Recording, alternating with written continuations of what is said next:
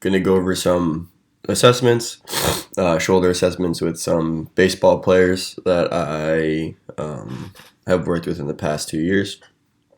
I would say that all these are going to be high-level athletes, either future draft picks, play pro ball now,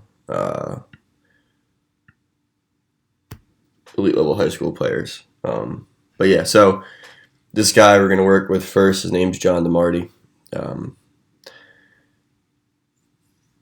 Picked him first because he has a very, very good background in this. So he had a very good understanding for like everything that was going on in the assessment. Yeah, so brother, it's important to understand his brother had scalionectomy. He had TOS, was a baseball player, went to Babson, did his rehab at Mike Reynolds. So when I met him, they both like knew of Eric and knew of Mike Reynolds. Well, his brother worked with him, but John knew of Mike Reynolds. And yeah, so John has a pretty crazy injury history. The only 6-year varsity athlete in college I think I've ever met in my entire life, which is like kind of funny. I used to make fun of him for it, but he has a pin in his left elbow, and then you'll see he's got some scarring from back surgery. So this was 2012, no, 13, 12 or 13, and then this one was like 2016. So plays independent ball now. Worked with him for like a year, about a year. Last season was he pitched 44 games, 25 years old, and he was up to 97 once, consistently like probably like 91 to 94.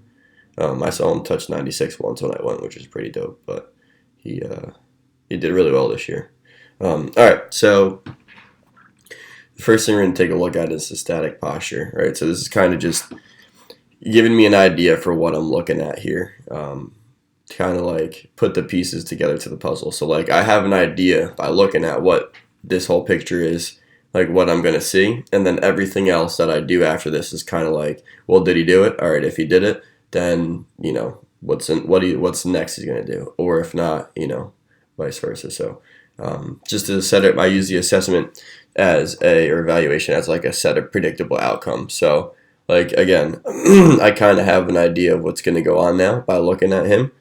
So everything else is just kind of like cementing it in or telling me that I'm wrong. Sometimes you'll see an outlier where, like I look at this guy and right, the first thing I see is he's got like a big chest. It looks like his arms are a little bit behind him. Low right shoulder, bigger upper trap.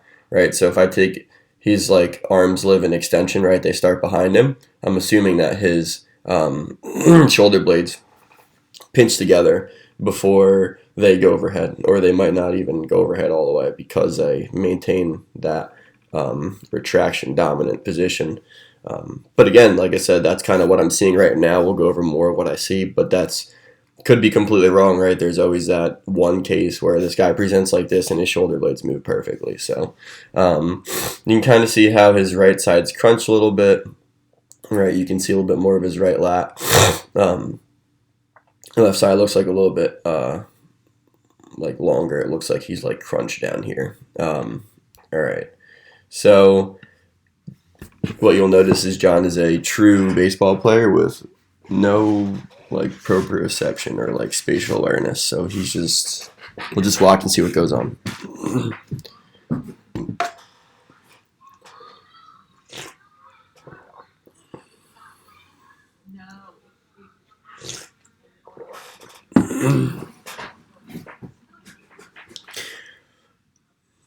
All right, so before we go over this, I think it's important to understand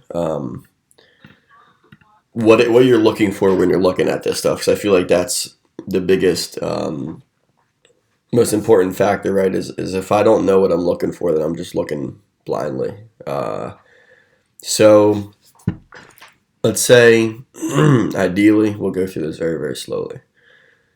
So this John starts with his hands all the way by his side. From there, you can just start with like static posture. So do his arms start in extension. You'll see in one of these other pictures, we're going to go over it. This is a kid that I worked with in Virginia. His name is Brandon. He had some elbow issues Ooh, I don't know where he is. We'll get there, but you'll see why. But when he started, his arms were like straight down, but his shoulder was rolled forward. So just kind of like, again, figuring out where are they going to start, where are they going to end up. As he gets all the way overhead, you should see his shoulder blade get to the middle of his body, right? Arm should be able to get all the way overhead. Ribs should not flare, but there should be like a slight extension here to get his arms overhead, like a 15 to 18 degrees of extension to get his arm overhead. Head should not tip forward. Yeah. So gets his arm overhead, right? So first off, eyes are down. And then right here, ribs start to flare up. Right? Do you see that? So let's say he gets to, we'll say this is 180. Let's say like that is like,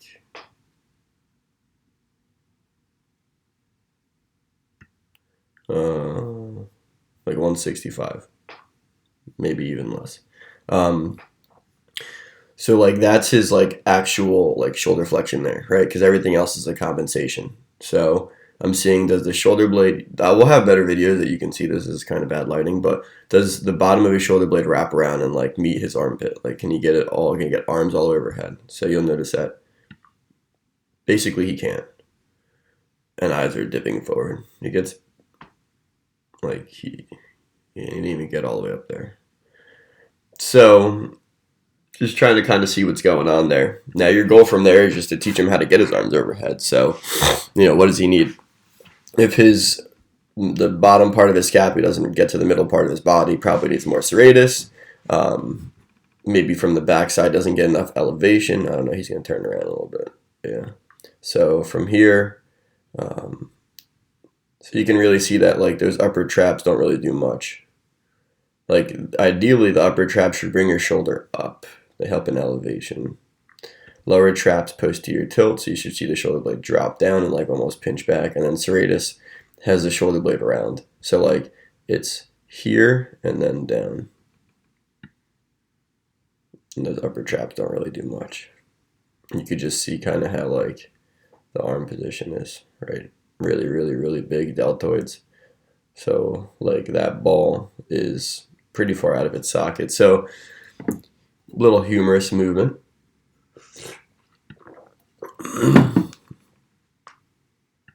That's good too. Right, so remember I told you before, like when you look like this, you present as this. So his shoulder blades, his like T-spine is extended, so his ribs, his like upper part of his ribs flare out. So this is kind of like the wide infrasternal and narrow infrasternal, right? When you have a guy that has like a big barreled chest, it's going to probably have like a wide infrasternal angle. He needs to probably exhale more, right? Get that air out so he can push his ribs down and in. So he's one that I worked with on, and I could show, I'm going to have to get videos or pictures of his most recent one, but he's like way leaner. It's pretty cool. But yeah. So now basically what I'm looking for is, does the shoulder blade sit on the rib cage and go up all the way while the arm continues to go up? Or does the shoulder blade stay in place and the arm go up? Does the shoulder blade go to the midline while the arm's going up? Does it go down from the arms going up? But again, taking it from like what should be good and what probably isn't, the shoulder blade should just sit like at a diagonal where the top is inside the bottom, so it can just rotate all the way up. It should get to about 60 degrees, 55 degrees, but it's like, I've never really seen that before. Once with my brother, I could show you that. But that's like after we did training and positional breathing and stuff.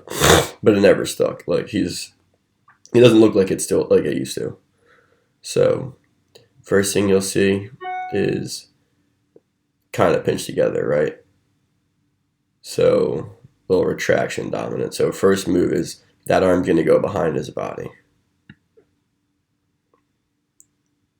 So arms and scapula move overhead. So again, I think it's important to understand the shoulder blade moves 60 degrees and then the arm moves 180. So pretty much like they move at a 3-to-1. The first 20 degrees, I believe, is just deltoid, so the shoulder blade won't move. But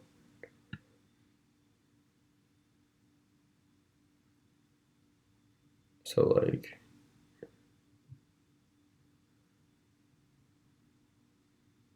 all right. So we'll say that's like 135, right? And what we're looking for, like at this angle, like this is 135 degrees. If this is the middle of his spine, you take the bottom part of where the scapula sits and you make a triangle like that.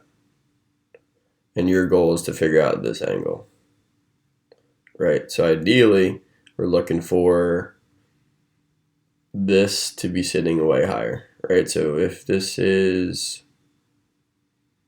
35, right, he's got like another 20 you could get to, 25. So it's like, again, you're kind of trying to figure out what goes on here when you're watching this, right? So big upper traps at the top, but they don't really do much, right? Big like deltoids, the deltoids get big and massive if the cuff doesn't work. So the reason I stopped there was because everything else is just strictly humeral movement. So I'm trying to get this shoulder blade to go all the way overhead, right? So it's protraction, it's elevation, and it's posterior tilt. And they don't. You can see that, right? You can see how his like right ear is like pretty much hidden. So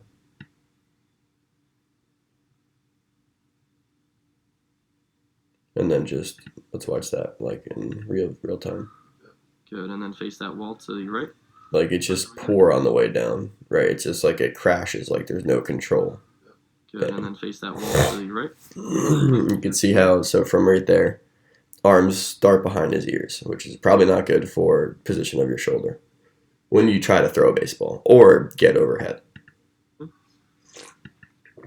Rib flare at the top, not as bad as bringing his arms overhead. Tries to keep his ribs down because he knows he's supposed to. So let's go to the next one.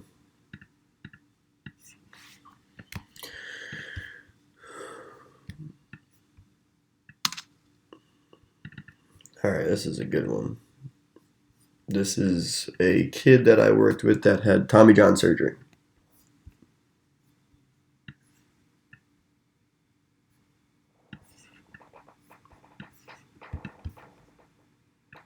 All right, so kind of same presentation as John, but a little bit more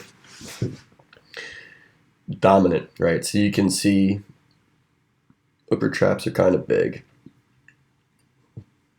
Weird presentation, right? But arms are very, very far behind him, right? Like that's obvious. So again, this kid we met when he had Tommy John back in New Jersey 2 years ago. But yeah, so looks like he's underdeveloped too, right? So he's 18-year-old, 19-year-old dude, college baseball player, freshman at junior college, probably like 84, 85, 86. Tommy John, like, definitely does not look like he should be throwing a baseball at that level.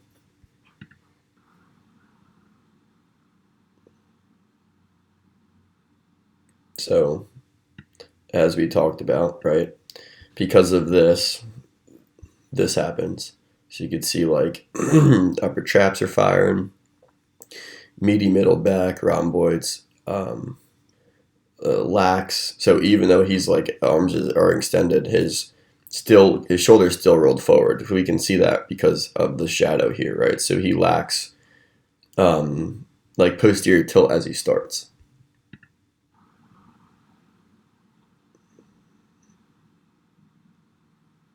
So we'll go back with that one.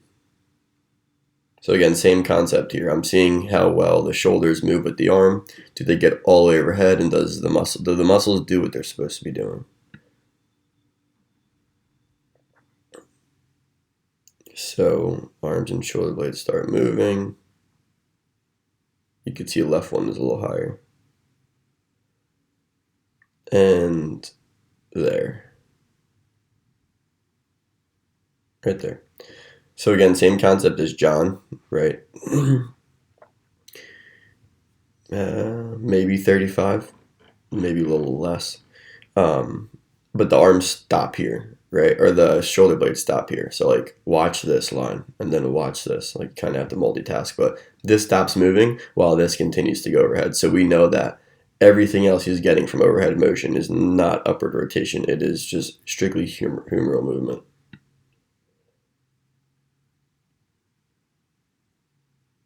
Nuts. And then we'll watch a just very, very bad crash.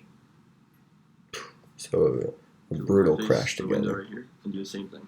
So again, same thing here. Arms start behind his head. And then it's very, very flat here. And some extension here.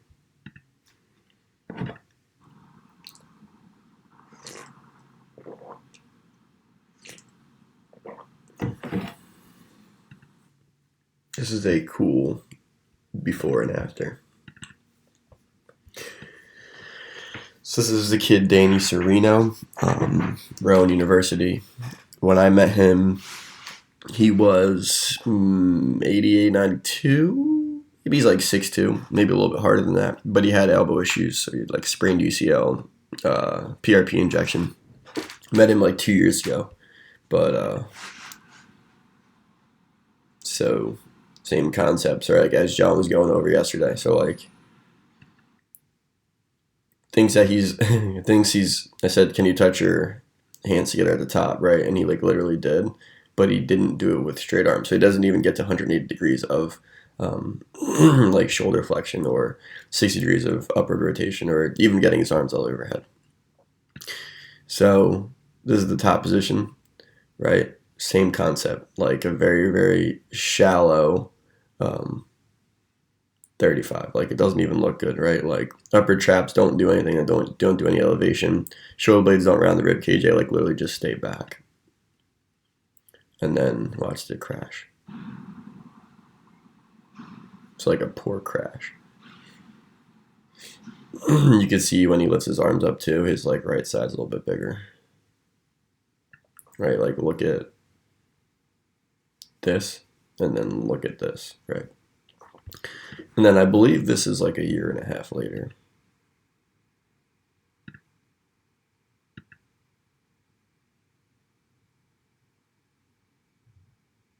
So you could see that he's got like way more freedom, right? Shoulder blades still aren't where we need to get to, but like he's got way more freedom to like move. Like first off, he gets his arms all overhead, which is like he doesn't even do here. And it just looks so much smoother. Poor crash at the bottom. I don't write his programs anymore. I did for about a year. And then when I moved, it was like so difficult for these kids to like really get a lot out of like the offsite programming. So he's going to a place in Philly right now that is owned by a former Cressy guy. Really good. Rob Urbana.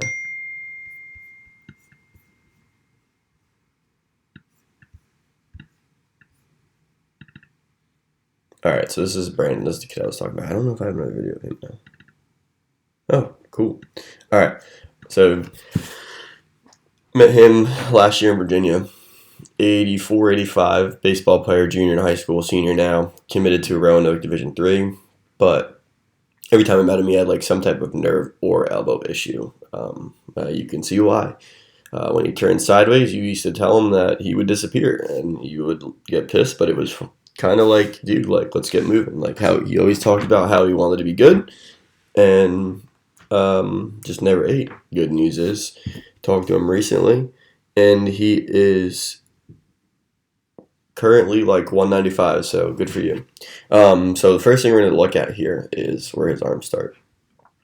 Rolled over, right? So if this is going forward, this scapula is going to go like out. It's going to start in a wing position.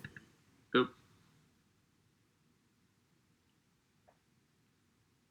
All right, so let's watch that all the way through. Awesome.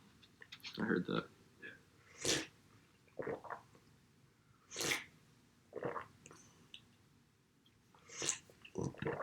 All right. Yep.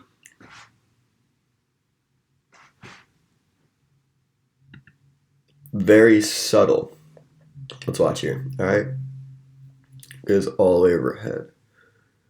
So, doesn't even get all the way overhead either. Right arm is worse than his left arm. This is a kid that is probably like a 9 out of 9 on the Bain scale. Very, very loose, kind of anxious, like bites his fingernails. He can't get his arms overhead. So that's probably not good. That's like really bad step number one.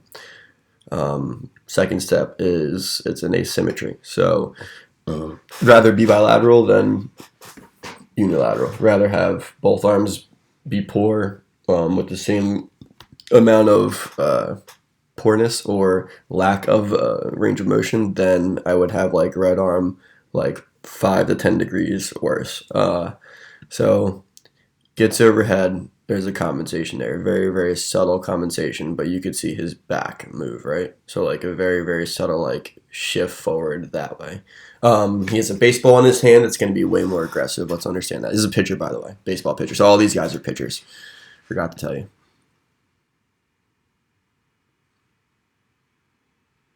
All right, so if we are tight lats, can't get arms overhead, we lack the ability to protract or, get around the rib cage. So serratus will help us out here.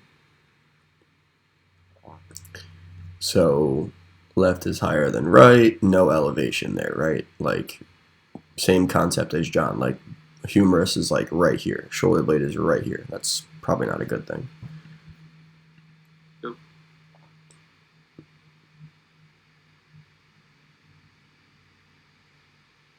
So like that first one was really weird. We're gonna watch that again, but it looked like his shoulder blade didn't even move when he was coming all the way down. So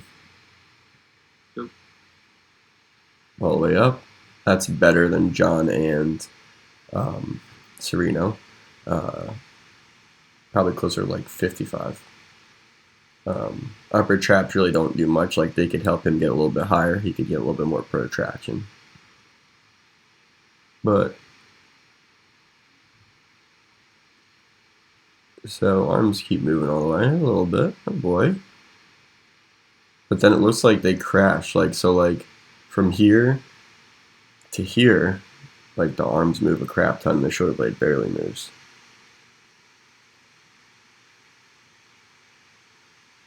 It's like more eccentric control.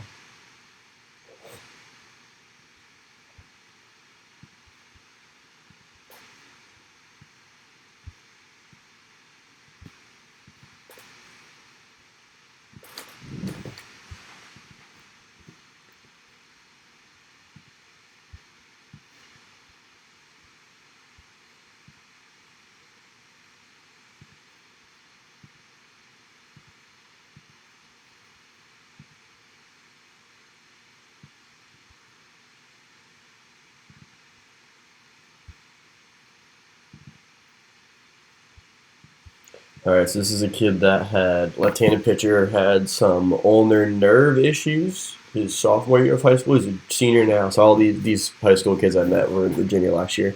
Left-handed pitcher. So, first thing you see here is that left side shifted. Right? Kind of weird, but that's aggressive.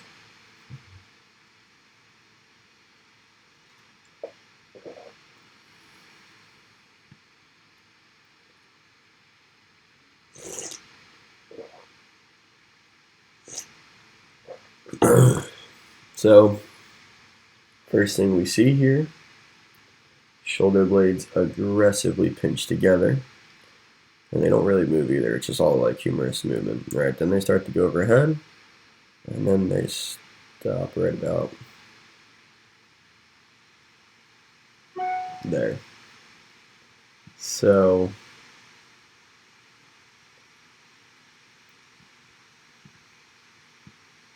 they stop there-ish. His arms continue to go overhead. So you can see he's like Sereno compensates by basically bending his arms to get overhead because he can't. Kind of see how like this would be like a nerve-related issue, right? Like the nerves run back here. Shoulder blade doesn't move, arm keeps going overhead, nerve compresses. And then obviously poor eccentric control with a crash. It's not pretty. So like you can see here, aggressive extension. Kind of looks like he'd be a really good bench presser. All these guys did Olympic lifting. Kind of see like he just needs to be like doing some belly lifts.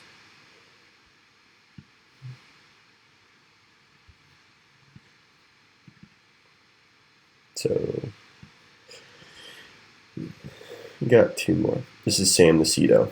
He had TOS. I showed you his pictures. This is in my presentation. But TOS, hip impingement, like you name it, he's had it. But yeah. So let's take a look.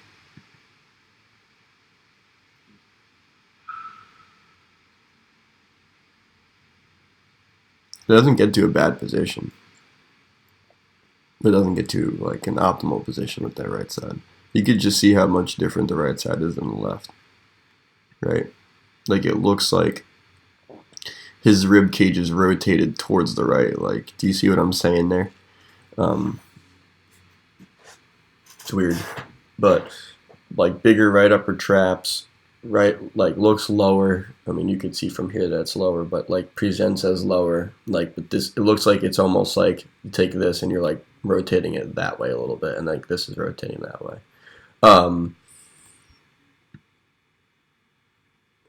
Very, very asymmetrical. Poor crash.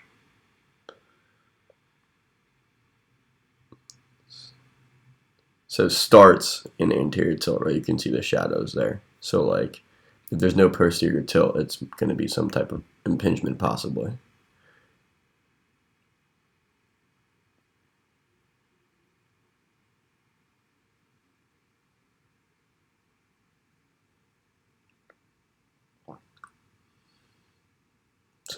Probably some of the better out of the few, but still not good. Who's this? Sam. All right, let's go to Luke Boca. Probably one of the best athletes I've ever worked with in my entire life. This kid was drafted out of high school, Virginia, Richmond. One second.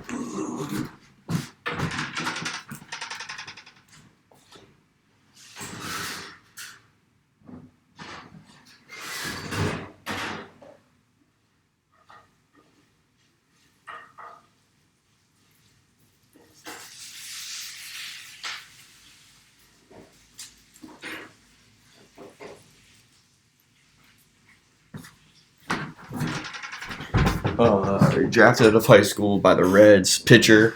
Went to East Carolina as a pitcher. Ended up hitting because he hit taters. About 6', 215. Left-handed pitcher. Elbow issues occasionally, but you can see kind of how he is somebody that Olympic lifted for a very, very long time and was like kind of the stuck in extension, like super powerful, but like hard time controlling it, or like lack of control, if that makes sense. Like could throw pretty hard, but like didn't really understand like his arm slot, or like, you know what I'm saying, like couldn't replicate it. It's very like sympathetically driven.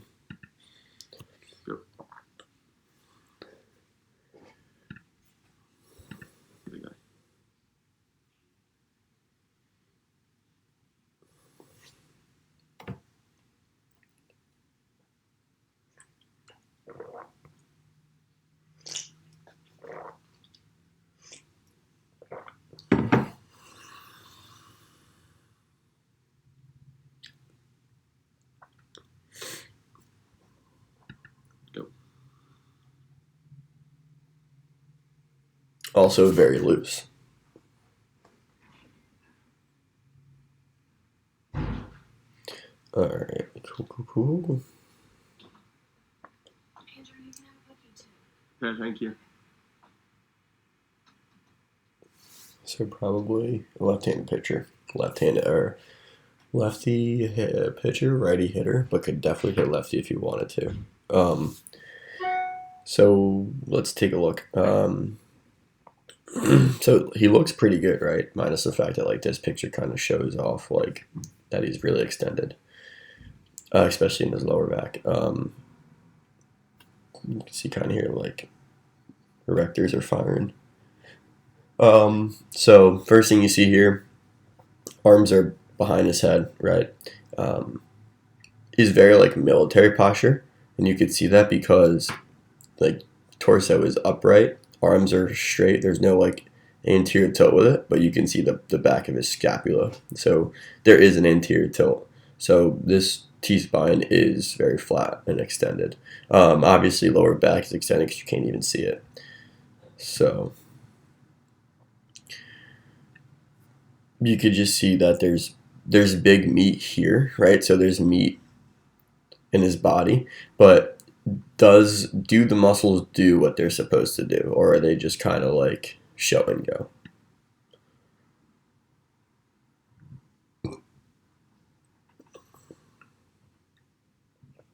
Right, so not bad. So they definitely get around the rib cage. And they definitely posteriorly tilt because you didn't get any pinching in the front of his shoulder, but upper traps don't really do much either. So better angle, definitely a better angle, but he could get a little bit higher. So like these upper traps could help him elevate a little bit more.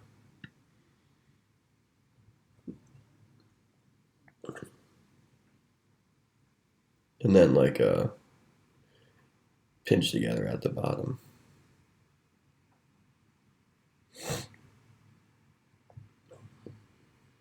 Slight rib flare. But you can even see how like this could be, he could be exhaled down there to make this like a little bit more compact, firm. This is a big kind of like exhalation guy.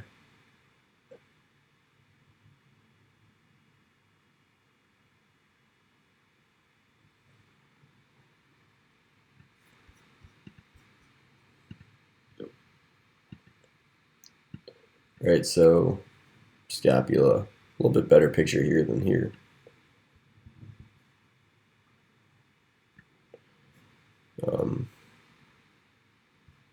But this is literally like back to back, so I don't know. Scapula here, big upper traps, not bad positioning overall.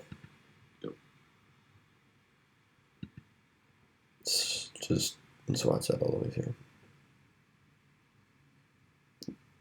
So slight rib flare, not bad, but again, I could still have him. I would exhale him, right? He needs to get that air out and push those ribs down in to make this a little bit stronger, firmer. And then you can see like as he brings his arm down, his scapula doesn't even sit on the rib cage, like bam, wing.